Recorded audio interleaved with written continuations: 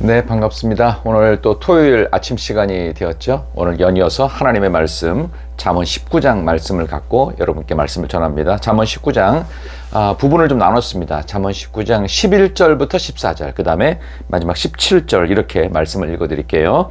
자, 유튜브 하단의 말씀 같이 한번 읽어보시죠. 잠언 19장 11절부터 노하기를 더디하는 것이 사람의 슬기요 허물을 용서하는 것이 자기의 영광이니라. 왕의 노함은 사자의 부르짖음 같고 그의 은택은 풀 위에 이슬 같으니라. 미련한 아들은 그의 아비의 재앙이요 다투는 아내는 이어 떨어지는 물방울이니라. 집과 재물은 조상에게서 상속하거니와 슬기로운 아내는 여호와께로서 말미암느니라. 17절 가난한 자를 불쌍히 여기는 것은 여호와께 구워드리는 것이니 그의 선행을 그에게 갚아주시리라. 아멘. 오늘 주신 말씀을 가지고요, 세상을 좀 알고 삽시다. 세상을 좀 알고 삽시다 라는 제목으로 하나님 말씀을 증거하도록 하겠습니다. 수능이 끝난 지가 벌써 이제 이틀의 시간이 지나면서 우리 아이들 마음속에 편안함과 홀가분함도 있겠고 또 걱정도 되겠지만, 중요한 것은 이 세상이 어떤 세상인지를 이제는 좀 우리 수험생 아이들이 학교를 졸업하고 또 다른 관문, 또 대학을 들어가면서 취업을 하고 그 이후에 미래를 준비하고 결혼한다든지 가정을 꾸린다든지 또 성인으로서의 삶을 위해서 이 세상이 어떤지를 좀 알고 대처하며 살아야 돼요. 그렇다면 세상의 어떤 처세술의 책이라든지 사람들의 가르침도 필요하겠지만 더욱 중요한 것은 성경적 처세술이 필요한데요. 그게 바로 오늘 말씀에 많이 나옵니다.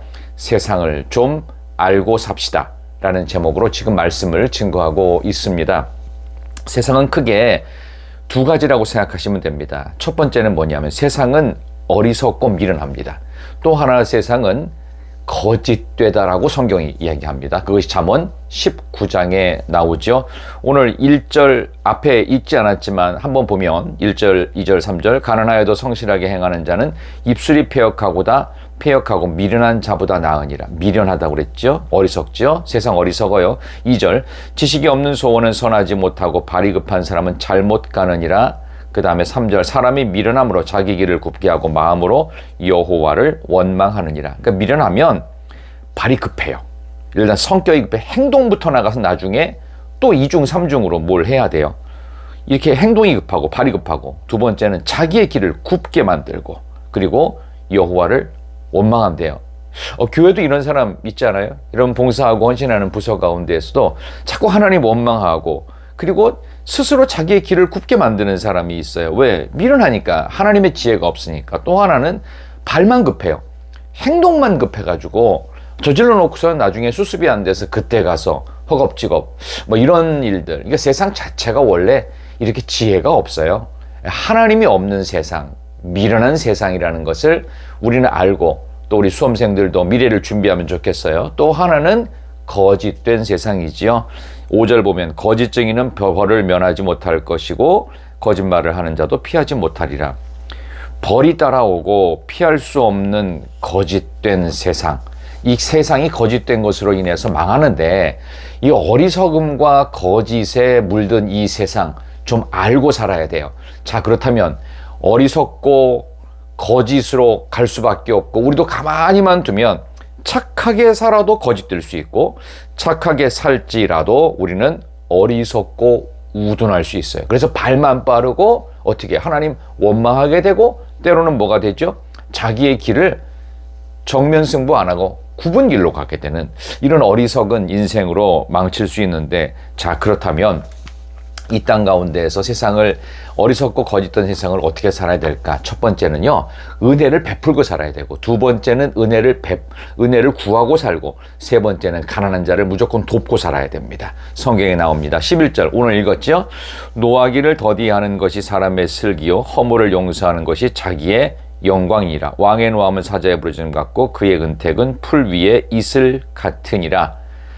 은혜를 베푸는 자가 되어야지 노하거나 허물을 용서하지 않거나 왕이라고 사자처럼 호령만 하거나 이러면 안 된다는 것입니다.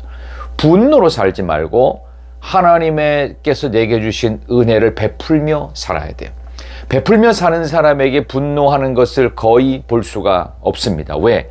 리더는 앞에 진정한 지도자는 리더십이라고 하는 것은 먼저 분노하는 사람이 아닙니다. 20, 30대에는 혹 혈기 때문에 아직 어려서 그렇다고 할 수 있지만 40이 넘어갔는데도 그런다, 50인데도 화를 낸다, 60 이상이 되는데도 분노가 있다, 막 복수심에 불타 있다. 이게 안 됩니다. 큰 소리 치는 것은 20, 30대로 끝나야 돼요. 40, 50 넘어가면요, 지천명이 되고, 그리고 하나님의 뜻을 분별하는 진정한 지혜가 있어야 돼요. 어떻게 해요? 은혜를 베푸는 것으로 시작하는 것. 그것이 세상을 제대로 알고 사는 것입니다. 은혜를 베풀지 않으면요, 거짓되고, 그리고 어리석을 수 있다는 것을 우리는 명심해야 됩니다. 두 번째는 은혜를 구하며 살아야 돼요. 특별히 이것은 남녀의 어떤 그 차별이 아니고 슬기로운 아내라는 표현을 쓰고 있습니다.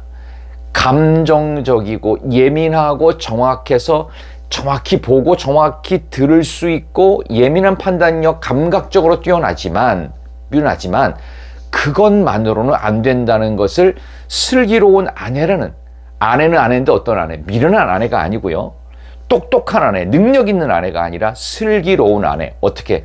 성령의 은혜를 구하는 아내. 그래서 두 번째는 은혜를 구하는 자입니다. 여러분, 누구를 만나며 살아야 될까요? 13절에 미련한 아들이 여러분께 없기를 바라고요, 다투는 아내도 없기를 바랍니다. 다투는 아내는 이어떨어지는 물방울 같답니다. 이어떨어지는 물방울은 두 가지가 있겠죠. 고드름처럼 멀어서 다른 사람들이 걸림돌이 될 수도 있고요, 계속 떨어짐으로 인해서 파이고 망가뜨릴 수 있습니다.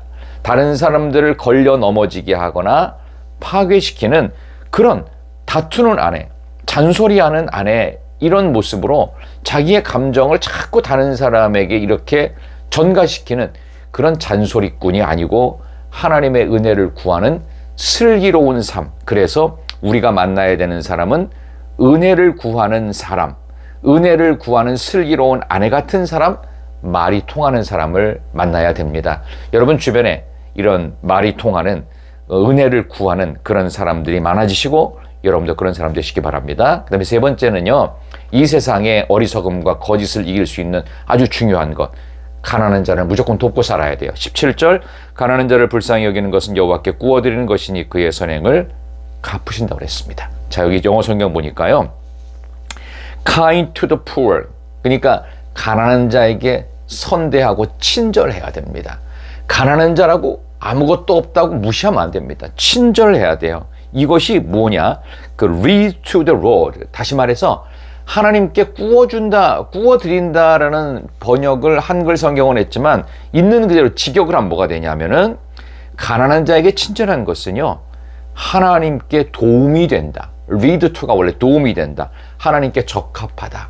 하나님의 사람으로 적합한 사람, 하나님께 도움을 주는 진짜 하나님의 사람, 하나님의 형상을 회복할 수 있다.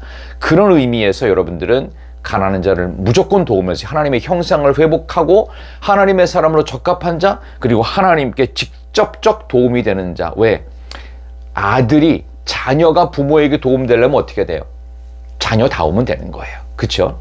뭔가 대단한 것을 해드리는 것이 아닙니다. 근데 가난한 자를 선대하는 것, 그래서 가난한 자에게 엄청난 것을 베풀고 그럴 수 없을지도 몰라요. 근데 그 제일 쉬운 게 돈 주는 거예요. 이게 가난한 자에게 제일 쉽게 할 수 있는 거, 더 중요한 거, 그게 없다, 돈이 부족하다, 그럼 어떻게 해요? 만날 때마다 친절하게 차 한 잔이라도 사주고, 커피 한 잔이라도 꼭 사주고, 전화라도 한 번 더 해주고, 평소에 가까운 사람보다 한 번 더 관심 가져주는 바로 그러한 친절함, 그게 가난한 자를 불쌍히 여기는 것입니다. 그의 선행을 갚아주신답니다. 가난한 자를 무조건 선대하고 도우면요, 선행을 갚아주시는데요, 이렇게 돼 있어요. Reward them for what they have done 이라고 돼 있어요. 필요한 것들도 갚아주신답니다. 내 것을 가난한 자에게 줄 수 있으면 내가 필요할 때 하나님이 반드시 갚으십니다. 그 누구를 통해, 어떤 방법을 통해서. 세상을 좀 알고 살아야 되겠지요. 거짓된 세상입니다. 어리석은 세상입니다. 은혜를 베풀며 사세요. 은혜를 구하며 사세요. 가난한 자를 무조건 돕고 사시기 바랍니다. 기도하겠습니다. 하나님 감사합니다. 오늘 주일을 준비하는 토요일 아침에 우리 귀한 성도님들이 말씀 듣고 이 세상 속에서 한 주간을 잘 살아왔는지, 은혜를 베풀며 살았는지, 은혜를 구하며 살았는지, 그리고 가난한 자는 무조건 선대하며 하나님께서 반드시 갚아주실 것을 기대하면서 늘 관심과 사랑을 나보다 못한 이들에게 두었는지를 늘 돌아보며 이 세상의 어리석음과 거짓에 빠지지 않는 복된 인생들 되게 하여 주시기를 예수 그리스도의 이름으로 간절히 기도드리옵나이다. 아멘. 주일을 준비하는 귀한 날입니다. 여러분, 내일 아침에는요, 제가 잠언 19장 뒷부분의 말씀을 갖고 주일 말씀을 준비해서 여러분께 증거하도록 그렇게 하도록 하겠습니다. 안녕히 계세요. 우리 내일 주일 예배에 만나요. 사랑합니다. 축복합니다.